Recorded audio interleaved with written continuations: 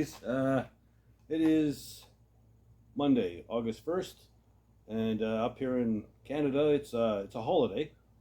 No one really knows what the holiday is. It's I think it's stay home and get a check for doing nothing day. The government loves to do that up here. You know, it's the Canadian way. Do nothing, get a check. It's great. Yeah. I don't get a check, so I'm going to have to work today. The square body is done and out of here, so it's roadworthy. So I'm going to shuffle some stuff around, bring some parts in, and start stripping on those fenders. I forgot about it being a holiday, so I didn't pick up the paint and stuff I needed for the transmission, so I'll get that tomorrow. But I got plenty to do anyhow, and so yeah, we might as well just get right to it, man. Let's do that. Okay, so I've cleared the chassis out of there, put it back where the square body was, because I'm going to have this thing up and down on the hoist several times, so I might as well leave it in that spot. The hood's there.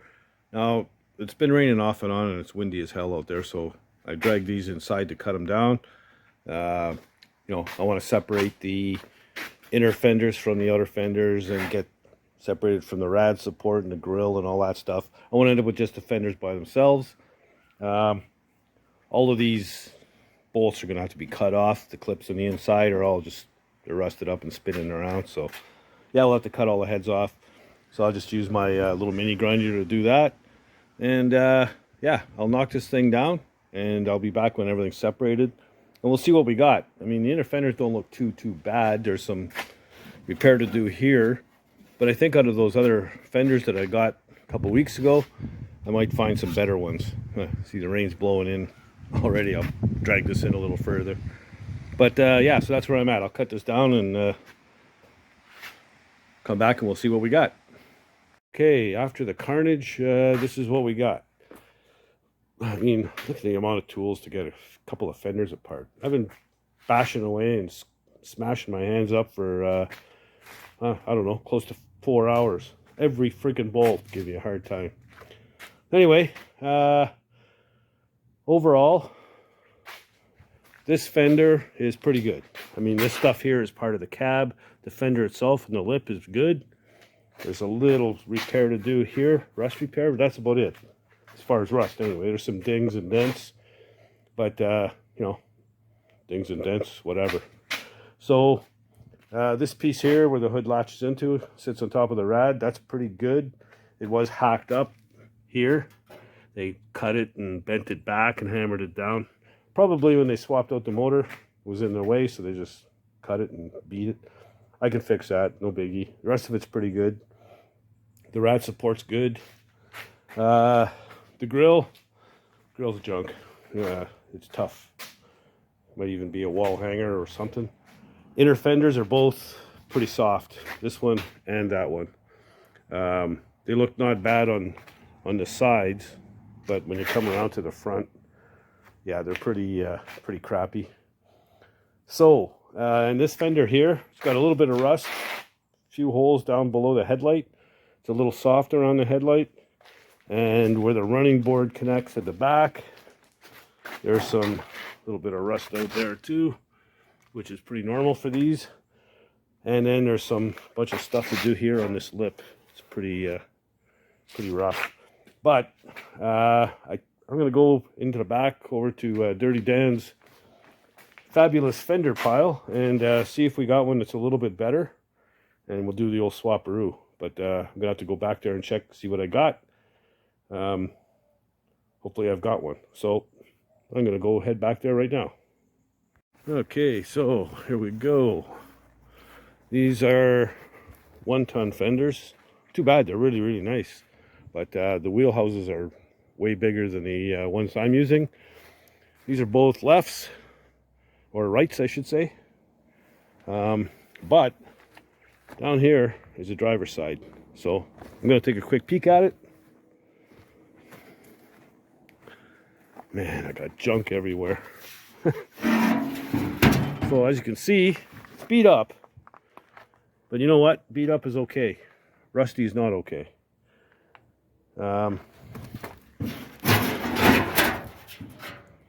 Actually, the lip on this one is really nice. Brace looks good. Yeah, bottom down there is good. Yeah, I think we have a winner right here. So all I need now is another, I need an inner fender brace, or inner fender panel. So I'm gonna take a look, see what I got here. If not, I might have to fix that one. And there may be a couple of fenders coming with those cabs next week, I hope. Maybe. Possibly. Anyway, I'm gonna dig this one out, grab the one out of the garage, put it back here, and yeah, we'll go from there. Okay, so as I was swapping out fenders, I noticed there's one way over here that I missed. Now the fender is pooched. It looks like it got run over by a tank. But the inner fender is not bad. It's banged up, but it's not rusty. So I think I'm going to separate that inner fender from that fender, and I'll use this one. So that's the plan there. So we're good to go, because I've got this inner fender here on this fender for the passenger side. So it's a good one. So yeah, I've got two good inner fenders and two decent front fenders. So I'm good to go. Right on. I gotta clean this shit up, man. Okay, so kicking off as much of the blue as I can. Didn't worry about this. This is steel. So, you know, I just went over it quick with sandpaper. Some of these little spots here, I did get in there with wire brush, sandpaper, etc. And did wash it out with wax and grease remover. Here's the primer I'm using, Duplicolor Zinc Chromate. It's etching primer is what they call it.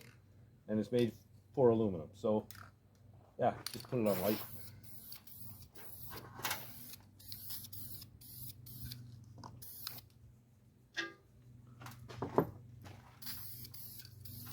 Like so.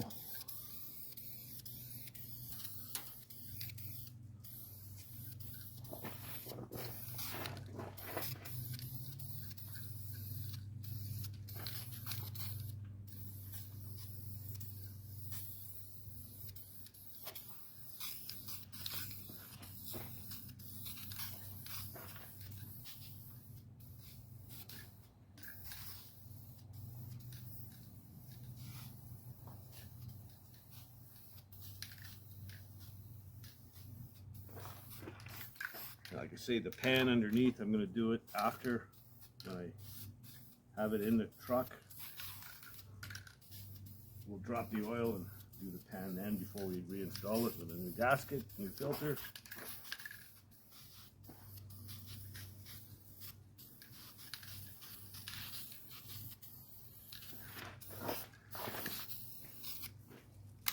It's easy to miss a spot. There's a lot of little nooks and crannies and stuff.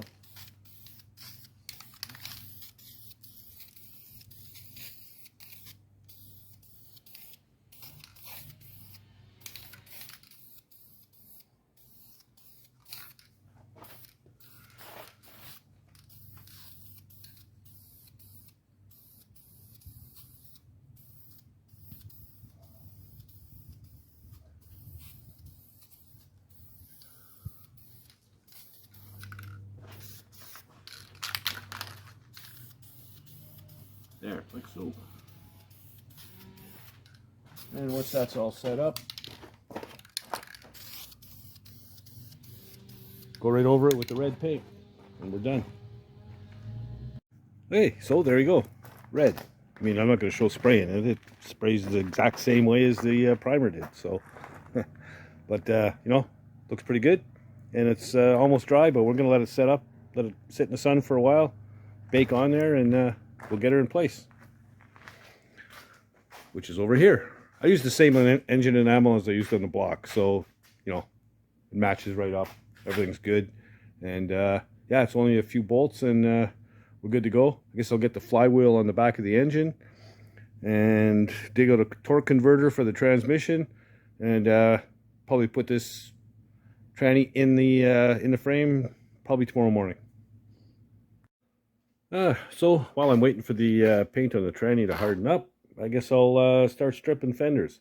Tranny's dry to the touch, so I'm not worried about dust getting on it. I can just blow it off after. Anyway, we'll start with this one. As you can see, there's a major dent here. And actually, I've already had it on the floor, and I beat the hell out of it with my heavy rubber mallet and pounded a bunch of it out. But there's a ton of hammer and dolly work to do on that. Same with this crease down here. But things show up a lot better when it's stripped and shiny. So that way you get the reflection of the metal, and you can see when, you know, where dings and dents and waves and stuff are. So yeah, I'm gonna start stripping it. We'll work from the top, bottom, top down, I mean, and but I'll get the top first, and then I'll get it set up on 2 sawhorses, and yeah, we'll just go after it. Okay, so it's the next morning. I think you can see how knackered that is. I mean, it's banged to hell.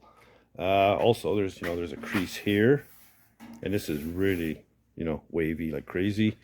It was smashed in pretty good here. Like I said, I'd already, schmucked the hell out of it from the inside before I started stripping it. A couple of splits because of how deep this dent was, and then you've got this high ridge right here. It's almost like a kink. There's a bunch of dents down here. It's hard to see in the camera, but she's wavy as hell. Got another dent over here. So, but no rust out. So that's a good thing. So I'll have to weld up these splits once I line up the lip here. And when you get on this, you don't just, start wailing away with a hammer. You got to think about it a little bit. Like, you can tell that this is a high ridge right here. So we'll probably knock that down first, along with this one up here, because this is giving strength to the dent. So if you take that out, it's going to be a little bit easier to move this big one out. So we'll get these high ridges smoothed out a little bit first, hammered in. Same with this one up here, and things should start taking shape once we get those out. So I'm just gonna get the old hammer and dolly out and get on that, and I'll set up the camera and show some of it, and we'll go from there.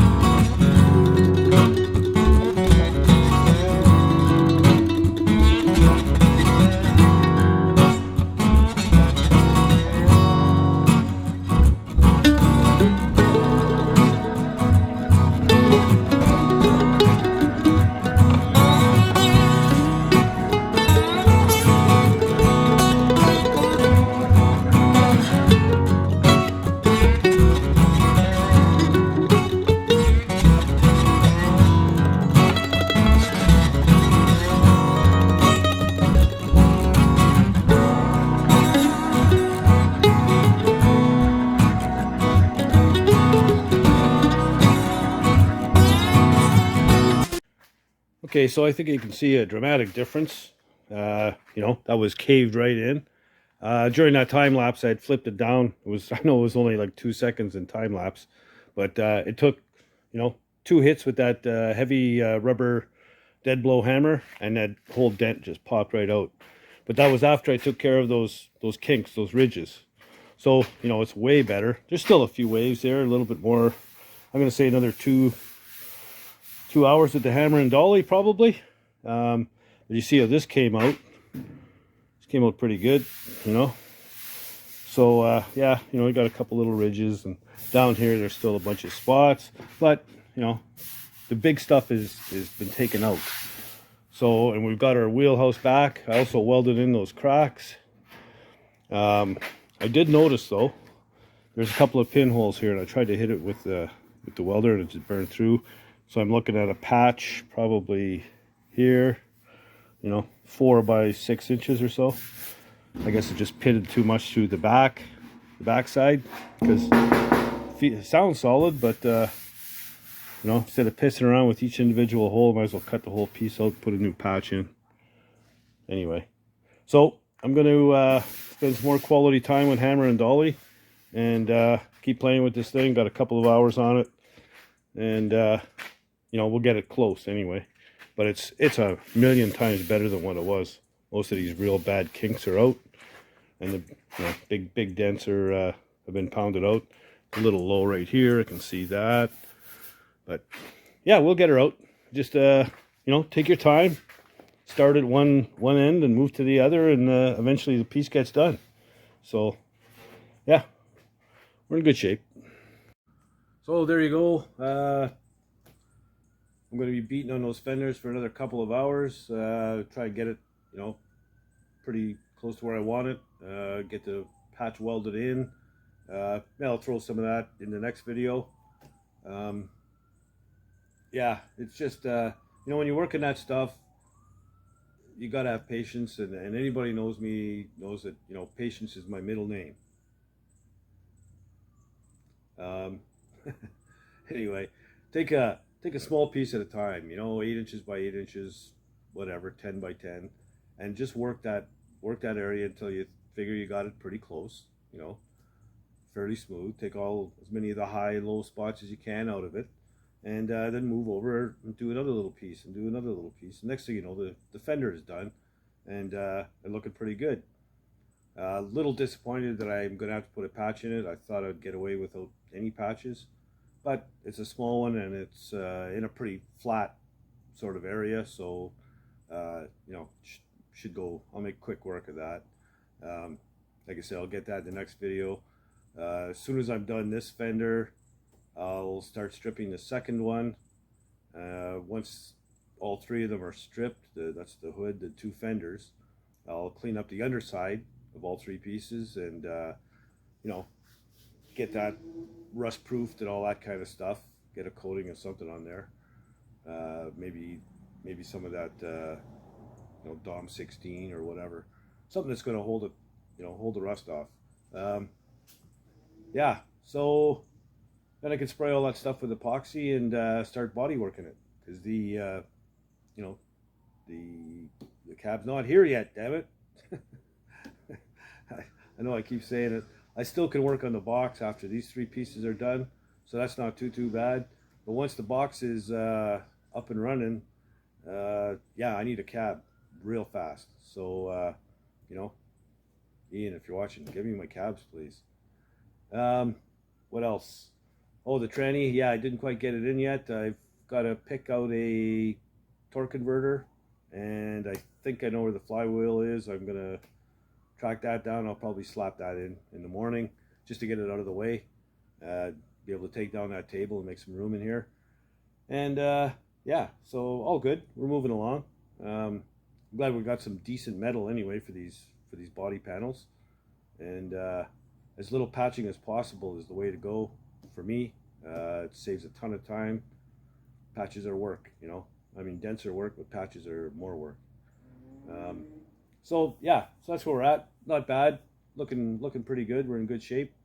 New subscribers, again, thank you very much. And if you haven't already, please subscribe, like the channel, and all those good things. Check us out on Facebook, Dirty Dan's Rod and Cycle. And don't be afraid to leave comments down below. I always read them, and quite often there's some pretty good ones. I had some good questions in the last video, so we'll see how what kind of comments and questions I get on this one. I like them, and I do answer all of them. And yeah, we're just gonna keep on rolling, man. Like I said, my square body will be certified, mechanically certified, by the end of the week, and I'll have a truck on the road, which is huge for me, and I'm glad that's done. So start cleaning up some of the crap around here. I mean, it's August, I know, but after August, winter sneaks up on you real fast, and you end up stuck again. And every year I get nailed, and I always say, not next year. I'm not going to do this year, and I do it every freaking year because I'm a dummy. But anyway, and if you're not doing anything else, get out in the garage and build something, man. Later, guys.